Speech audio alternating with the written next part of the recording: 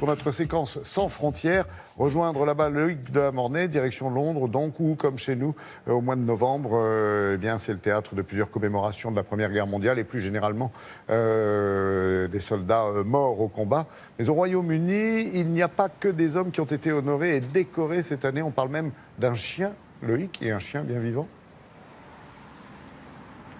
Oui, absolument, Laurent. Et regardez, je me trouve devant un endroit symbolique parce que le Royaume-Uni a toujours été un des précurseurs pour honorer la mémoire des animaux tombés au champ d'honneur de tous les animaux et pas seulement des chiens. Alors je me trouve devant le mémorial Animals at War, in War, qui est juste à côté de Hyde Park. Ça a été un des tout premiers inaugurés. Il y a d'ailleurs une inscription qui marquait parce qu'ils n'avaient pas le choix, ces animaux qui ont été précipités dans la folie et dans les guerres des hommes. Et effectivement, eh bien, cette année, c'est un chien britannique qui a été décoré pour son courage en Afghanistan. Alors c'est une histoire qui a beaucoup ému les Britanniques, tout simplement parce que c'est un des très rares animaux décorés, non seulement qui est encore vivant, mais dont on dispose d'images en action. Regardez son histoire qu'on vous raconte avec Anto Filippi.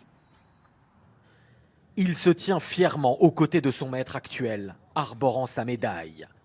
Un maître avec qui il a vécu bien plus que des balades du dimanche ou des jeux de balle. Mali, ce Malinois belge de 8 ans, vient d'être décoré comme un soldat pour bravoure exceptionnelle au combat. Mali a vraiment été envoyé en première ligne pour ouvrir la voie et guider nos forces.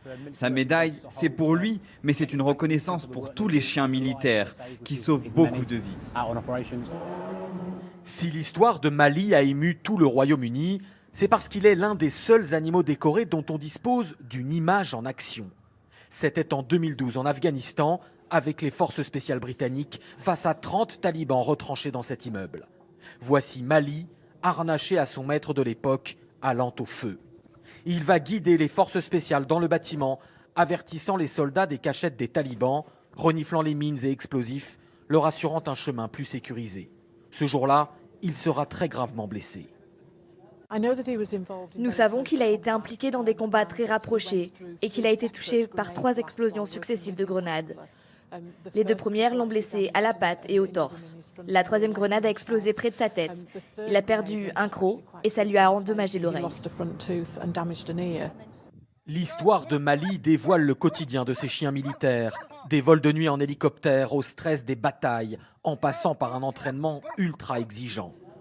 Depuis sa création en 1943, la médaille Deakin britannique a récompensé 32 chiens, mais aussi un chat de la Royal Navy, 4 chevaux et 32 pigeons qui, pendant la Seconde Guerre mondiale, ont transmis par les airs des informations vitales pour les Alliés. Oui, émouvante, effectivement, c'est l'histoire de ce chien en Afghanistan. Loïc, rassurez-moi, en France aussi, on rend hommage quand même aux animaux qui ont servi l'armée française au cours de différentes batailles. Oui, absolument, Laurent, et ça ne date pas d'hier, parce qu'il y avait un chien célèbre des campagnes napoléoniennes qui s'appelait Moustache et qui a été décoré par les généraux de Napoléon et qui a même rencontré en personne Napoléon. Et puis effectivement, il faut dire aussi que certaines médailles, comme celle-ci, la médaille Deakin britannique, s'adressent à tous les chiens et tous les animaux britanniques ou des armées alliées du Royaume-Uni. Et c'est la raison pour laquelle cette médaille, la médaille Deakin, qui est l'équivalent ici de la Victoria Cross, qui est la plus haute distinction militaire, a aussi été remise à des chiens étrangers, notamment à un chien français. Il s'appelait Diesel, c'était une chienne. Elle avait été touchée mortellement lors de l'assaut à Saint-Denis quelques jours, vous en rappelez, après les attentats de Paris et de Saint-Denis le 13 novembre 2015. Eh bien, elle a été récompensée par cette médaille Deakin il y a quelques années pour ses faits de bravoure exceptionnels.